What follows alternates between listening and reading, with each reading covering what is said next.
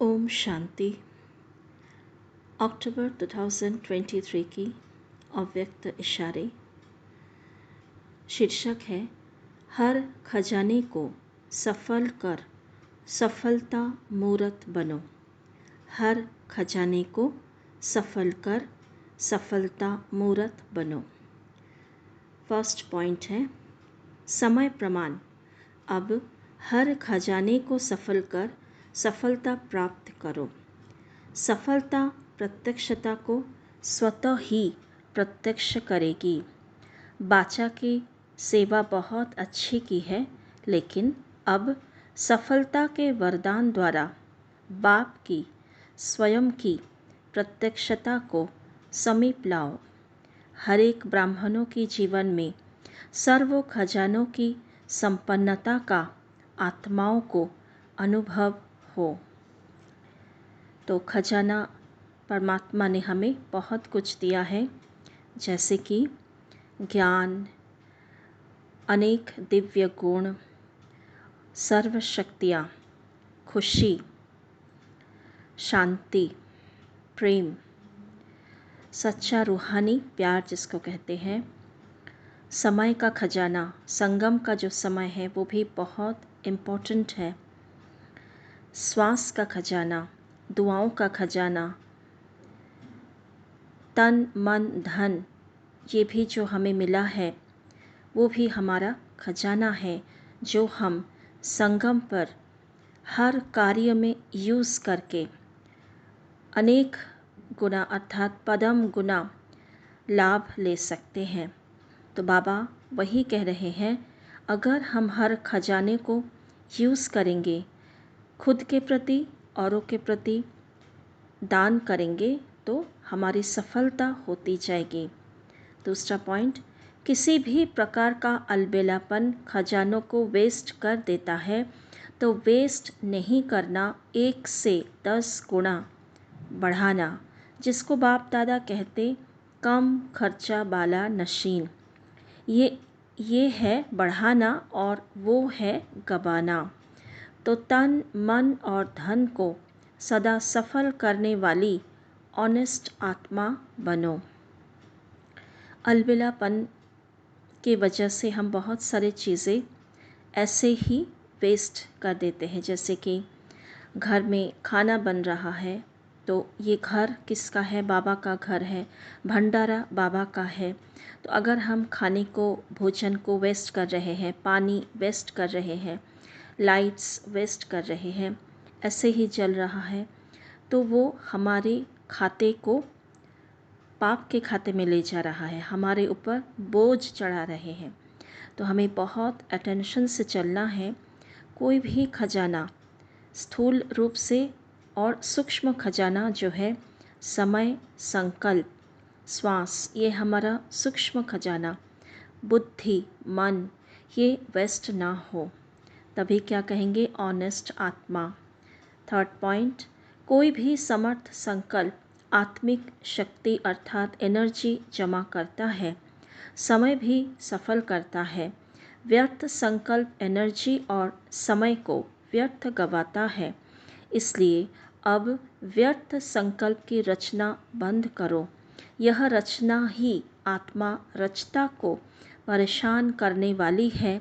इसलिए सदा इसी शान में रहो कि मैं आत्मा मास्टर सर्वशक्तिवान हूँ, समर्थ आत्मा हूँ। तो कभी परेशान नहीं होंगे और अनेकों की परेशानी को मिटाने वाले बन जाएंगे। तो जो खुद कभी परेशान नहीं होते, दुखी नहीं होते, उदास हताश नहीं होते, वो ही औरों की परेशानी, चिंताएं, दुख मिटा सकता है। और इसके लिए बाबा ने बहुत सहज विधि बताया कि सदा स्मृति में रखो, बार बार खुद को याद दिलाओ कि मैं कौन हूँ, मैं मास्टर सर्वशक्तिवान हूँ। फोर्थ पॉइंट, अपने हर श्रेष्ठ संकल्प को सफल करने व स्वयं को संपन्न बनाने के लिए ट्रस्टी बनकर रहो। ट्रस्टी बनना अर्थात डबल लाइट फरिश्ता बनना। एक श्रेष्ठ संकल्प बच्चे का और 1000 श्रेष्ठ संकल्प का फल बाप द्वारा प्राप्त हो जाता है। एक का 1000 गुणा मिल जाता है। तो कितना सुंदर बात बाबा ने कहा है। एक श्रेष्ठ संकल्प, जैसे मैंने ये संकल्प किया कि मैं मास्टर सर्वशक्तिवान हूँ, तो मुझे ये स्मृति रहे तो मेरे अंदर कोई भी व्यर्थ नहीं चलेगा।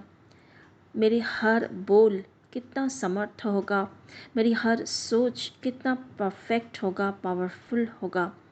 तो कदम कदम पर, चाहे संकल्प द्वारा, बोल द्वारा, कर्म द्वारा, हम कितने सारे प्राप्तियां कर सकते हैं। हम किसी को भी देखकर परेशान नहीं होंगे, घबराएंगे नहीं, उलझन में नहीं आएंगे, प्रश्न में नहीं आएंगे, वरना पूरा ही व्यर्थ चलना ही बंद हो जाएगा। तो एक श्रेष्ठ संकल्प, एक स्वमान का संकल्प, तो 1000 गुना प्राप्ति। 5th पॉइंट, जैसे आजकल सूर्य की शक्ति जमा कर कई कार्य सफल करते हैं, ऐसे ही संकल्प की शक्ति इकट्ठी की हुई हो तो उसमें औरों में भी बल भर सकते हो, कार्य सफल कर सकते हो। जो हिम्मतहीन है उन्हें हिम्मत देनी है। वाणी से भी हिम्मत आती है, लेकिन सदा काल की नहीं। वाणी के साथ साथ श्रेष्ठ संकल्प की सूक्ष्म शक्ति ज़्यादा कार्य करेगी। वर्तमान समय इसी की आवश्यकता है। तो इसी को कहते हैं सिद्धि स्वरूप अवस्था। जिसका जितना कम संकल्प चलता है उतना संकल्प पावरफुल होता है।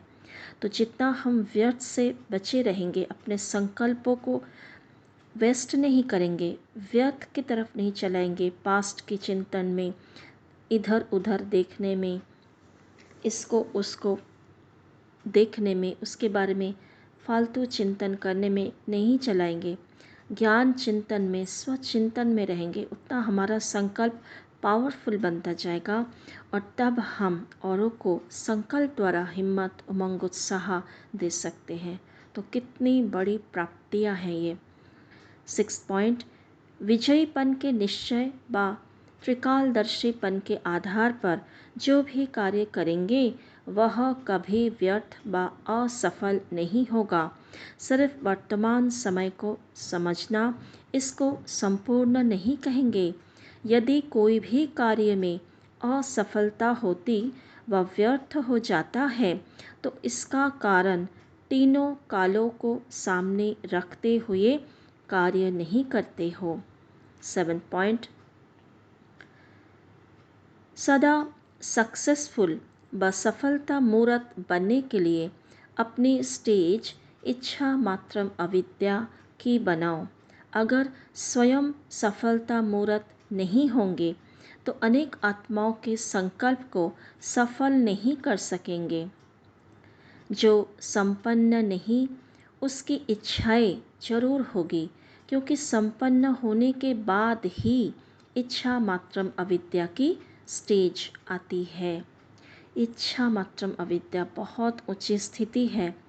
जब हमारी दिनचर्या में हमारे मन के अंदर देह और देह की दुनिया के प्रति, संबंधों के प्रति बहुत छोटी छोटी सूक्ष्म इच्छाएं होती रहती है। रोज़ आप चेक करेंगे तो पाएंगे, चाहे खाने के प्रति इच्छा, पहनने के प्रति इच्छा, कोई मेरे अनुसार चले, मेरा बच्चा, मेरा पति, मेरा घर वाला, कुछ भी हो, संबंध संपर्क में जो भी है, मुझे कोई सम्मान से बात करे, हर एक मुझे प्यार से बात करे, ये छोटी छोटी इच्छाएं जब होगी तब हमारे अंदर इच्छा मात्रम अविद्या की स्थिति नहीं बन सकती, और तब हम औरों को दे भी नहीं सकते, क्योंकि हम देवता के लाइन पे खड़े हैं। तो हमें देवता बनना है, तो देवता वही बन सकते हैं जो संपन्न है, जो सारी इच्छाओं को छोड़ते जाएंगे और एक तरफ बाबा से अपना सब कुछ भरते जाएंगे। 8 पॉइंट, ब्रह्मा बाप ने संपूर्ण बनने के लिए अपने सर्व खजाने आदि से अंतिम दिन तक सफल किए। इसका प्रत्यक्ष प्रमाण देखा। संपूर्ण फरिश्ता बन गया। तो लक्ष्य रखो, मुझे बाप समान संपन्न और संपूर्ण बनना ही है। कुछ भी पुरुषार्थ करना पड़े, लेकिन निश्चित है कि बाप समान बनना ही है। तो बाबा ने कितना बड़ा, कितना ऊंचा, श्रेष्ठ टारगेट दे दिया। जिसकी टारगेट इतना बड़ा है, वो उस टारगेट को पाने के लिए कुछ भी कर सकते हैं, क्योंकि लक्ष्य ही हमें पुरुषार्थ कराता है। अगर हमने लक्ष्य ऊंचा बना लिया, बहुत श्रेष्ठ बना लिया, तो धीरे धीरे उस लक्ष्य के ओर बढ़ते जाएंगे। और जो भी बाधाएं आ रही है, बाबा कभी कहते हैं कि कितना भी त्याग करना पड़े, सहन करना पड़े, झुकना पड़े, मरना पड़े, तो सब कुछ करो, क्योंकि यही समय है पूरे कल्प के भाग्य बनाने का। तो थोड़े समय की त्याग, तपस्या, सहन हमें कितनी बड़ी प्राप्ति कराएगी। 9th पॉइंट, ब्रह्मा बाप संपूर्ण कैसे बने, उनकी क्या विशेषता रही, संपूर्णता का विशेष आधार क्या रहा। ब्रह्मा बाप ने अपना हर समय सफल किया, श्वास श्वास, सेकंड सेकंड सफल किया। तो बाप समान बनने के लिए लक्ष्य रखो कि सफल करना है और सफलता मूर्त बनना है। तो ब्रह्मा बाबा हर छोटे मोटे सेवा के कार्य, कर्मणा सेवा भी किया, लेकिन सोच क्या रखी कि मैं विष्णु हूँ, मैं नारायण हूँ, मैं विश्व का पहला विश्व महाराजन हूँ। तो उसी सोच से निरंतर काम करते गए हाथों से, और शिव बाबा को याद करते गए, तो हर एक आत्मा को उनसे दिव्य साक्षात्कार होती थी। 10th पॉइंट, साकार रूप में कर्म सिखलाने के लिए पूरे 84 जन्म लेने वाली ब्रह्मा की आत्मा निमित्त बनी। कर्म बंधनों से मुक्त होने में, कर्म संबंध को निभाने में, देह में रहते विदेही स्थिति में स्थित रहने में, तन के बंधनों को मुक्त करने में, मन की लगन में मगन रहने की स्थिति में, धन का एक एक नया पैसा सफल करने में साकार ब्रह्मा साकार जीवन में निमित्त बने। कर्म बंधनी आत्मा कर्मातीत बनने का एग्जाम्पल बने। तो फॉलो फादर करो। तो शिव बाबा ऐसा रथ चुना जिसका बहुत सारा कर्म बंधन था, लेकिन वो एक एक स्टेप ब्रह्मा बाबा ने कैसे पार किया, वो सारी बातें अपने दिनचर्या द्वारा ब्रह्मा बाबा ने करके दिखाया, और हमारे सामने एग्जाम्पल बन गए, सैम्पल बन गए, गाइड बन गए। तो ऐसे ही हमें भी बनना ही है। Thank you. ओम शांति।